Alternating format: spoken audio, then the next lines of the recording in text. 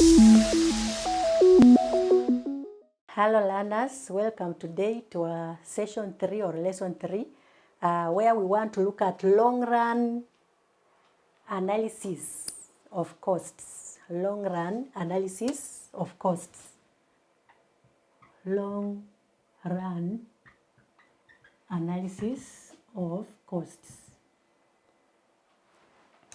So in the short run, we said that this is normally a period where at least one factor must be fixed and the other should be variable. In the long run is where all factors can be varied, and therefore we do not have any like law of diminishing returns to variable factor, because we are assuming that all factors can be varied. Varied meaning we can interchangeably vary the proportions of different factors. Why? Because they will not remain constant, as in the case of short-run analysis. So what operates in the long run is the economies or diseconomies of scale.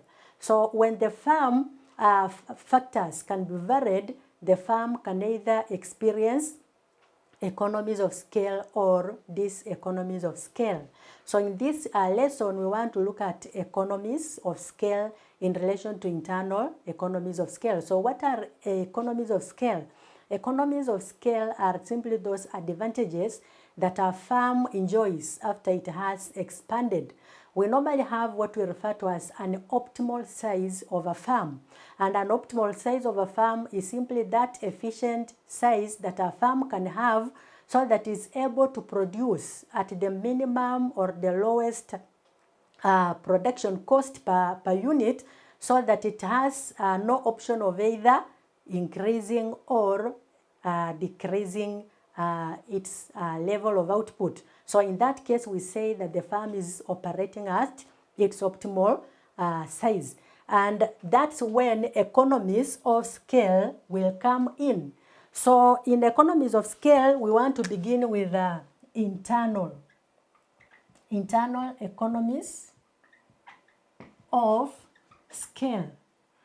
So what are internal economies of scale?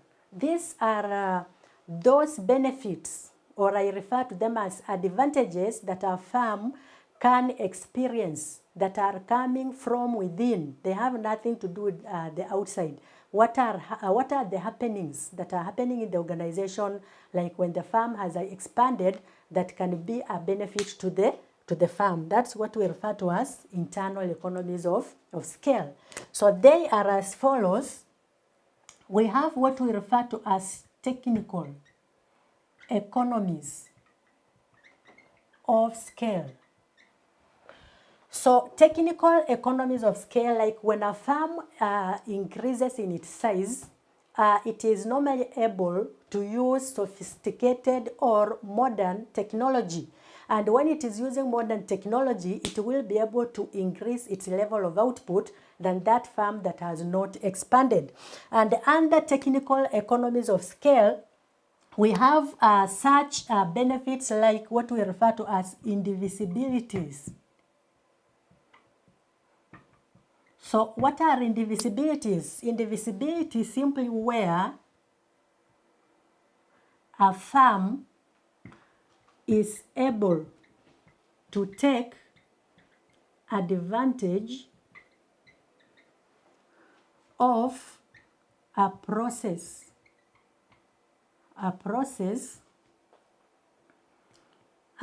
that cannot be reproduced on small scale.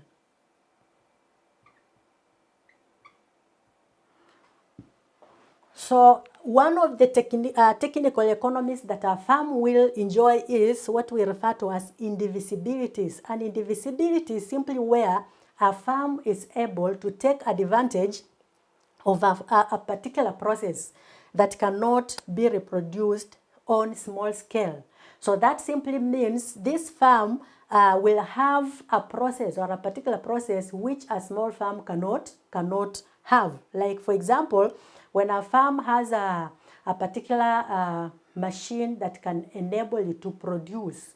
And when it is producing to in large scale or in large quantities, which a small farm cannot be able to produce. Why? Because a small farm produces on small scale. We say it is enjoying benefit of indivisibility. We have another one which we refer to as increased dimension. Increased dimension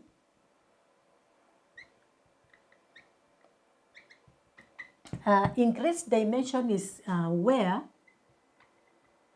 a farm can increase its equipment, can increase the capacity of its equipment so that it is able to produce a larger output without increasing costs. That is increasing without increasing production costs.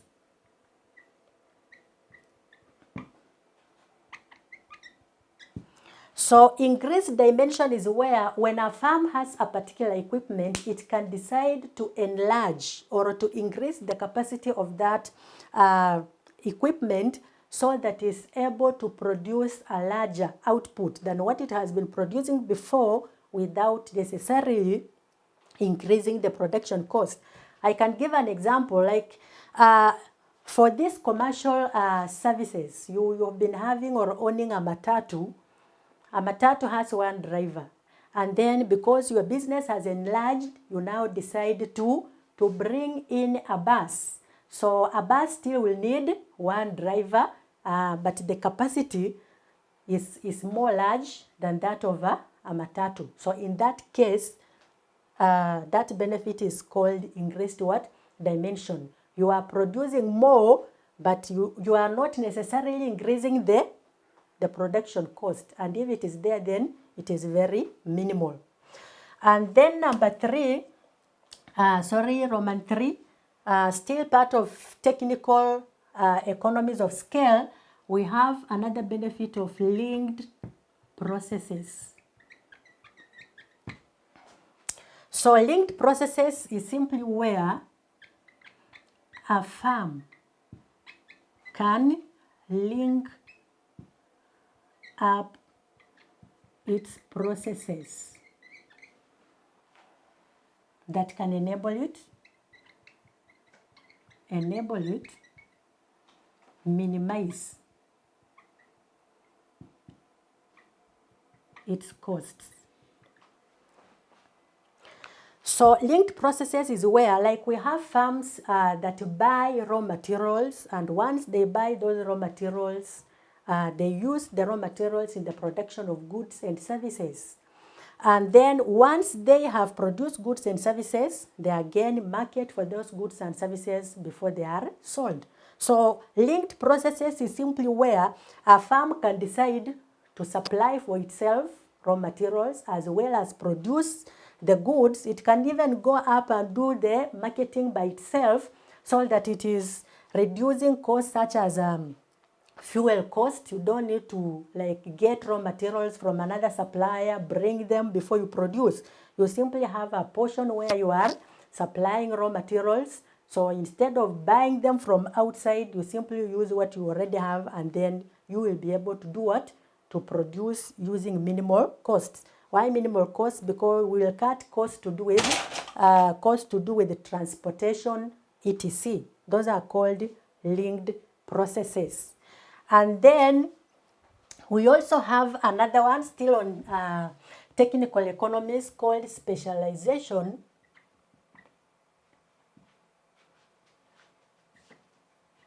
Specialization. So specialization can be where a farm can specialize. like in terms of machinery and labor, so that it produces what's quality, so that it produces what is quality. So specialization is where a farm can simply decide like to specialize on a particular machine. So it buys a special machine that will enable you to produce what is quality, or have a specific class of workers who are able to help in production of that which is quality. So like when we talk of competition, what happens? Because they will be producing what is quality, their products will be more competitive than of those other farms. And then we can also talk about research, still under technical economies. Research is like when a farm has grown, it has an ability of conducting a market research. Like whenever it wants to introduce a new good or a new product, it can be able to know what are the needs, what are the tastes and preferences of the people before it can design and produce what is to satisfy the need of its customers, which may not be so with small farms. So research is where a farm will be in position to conduct a market research,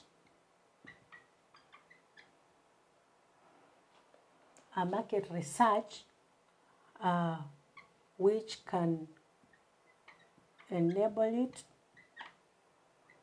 to produce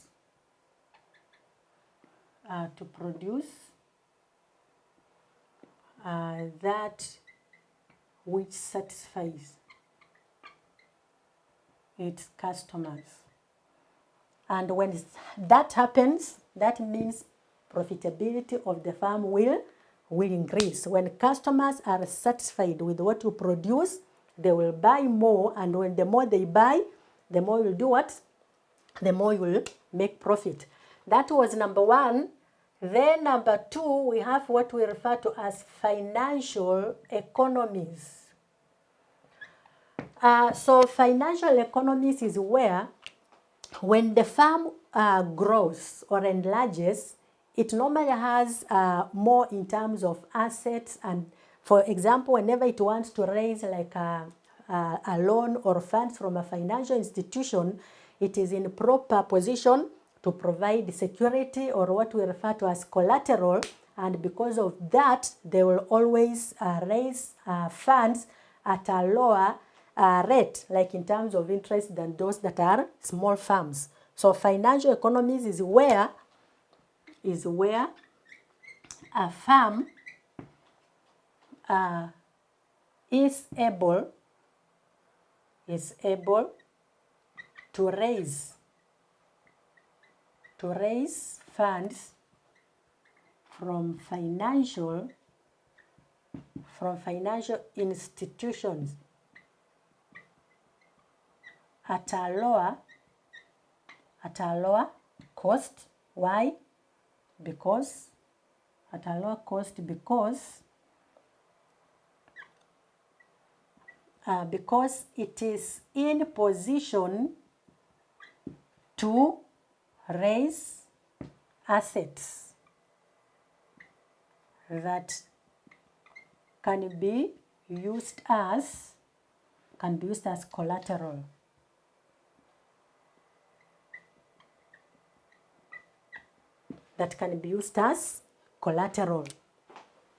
Then number three, we have marketing economies.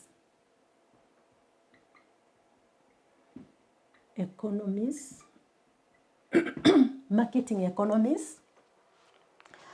So marketing economies is where when a farm expands, it will be able to like take advantage in buying in bulk.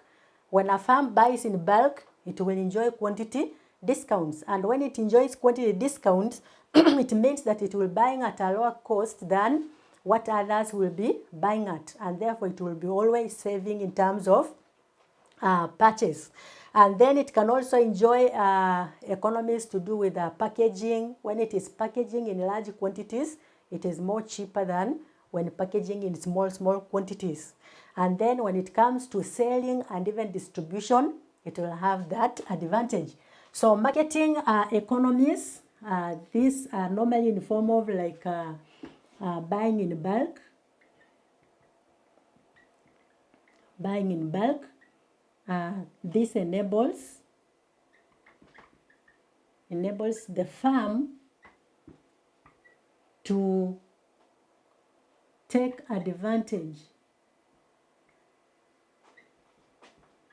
of quantity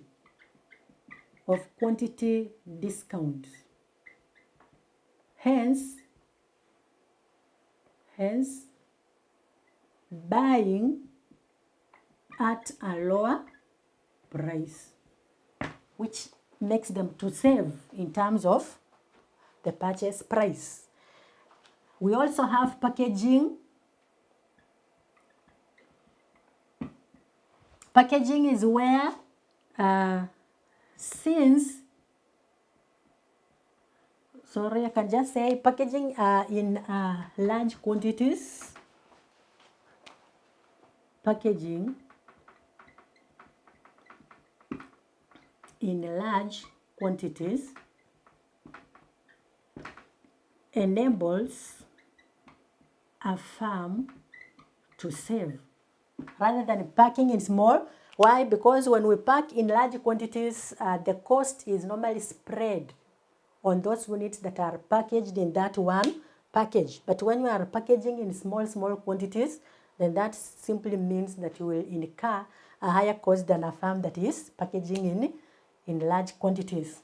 And then number 4, we have diversification. Diversification is where when a farm enlarges, it has an ability of even producing more products. Like it can introduce new products. Why? Because it has an ability to do that. So like for example, where there is competition or when it is facing competition with other farms, it can decide to introduce new products which can enable it to fight that competition, and that enables it to continue remaining on the market. So diversification is simply where a farm is in position to introduce new products. A farm is in position to introduce new products that can lead to increased profits, as well as acting as a risk management strategy. And then number 5, we have risk-bearing economies. So what are risk-bearing economies? Like when a farm expands, it can be able to predict risks better than small farms. Why? Because like when it is conducting a market research, it will be able to know what are the advantages, what are the disadvantages of its product, who are the competitors, and because of that, it can simply be able to use SWOT analysis so that it is able to do what? To minimize its risks than a small farm. So risk-bearing economies, we say that a large farm is able to predict risks than a small farm. Why? It has an ability to conduct a market research. It can conduct a SWOT analysis than a small farm. So those are the internal economies of scale. Then we have disadvantages or these internal diseconomies. Can look at that shortly. Internal diseconomies of scale. So in our next lesson, we'll be looking at internal diseconomies of scale. So learners, have a good day. This ends or marks the end of our session.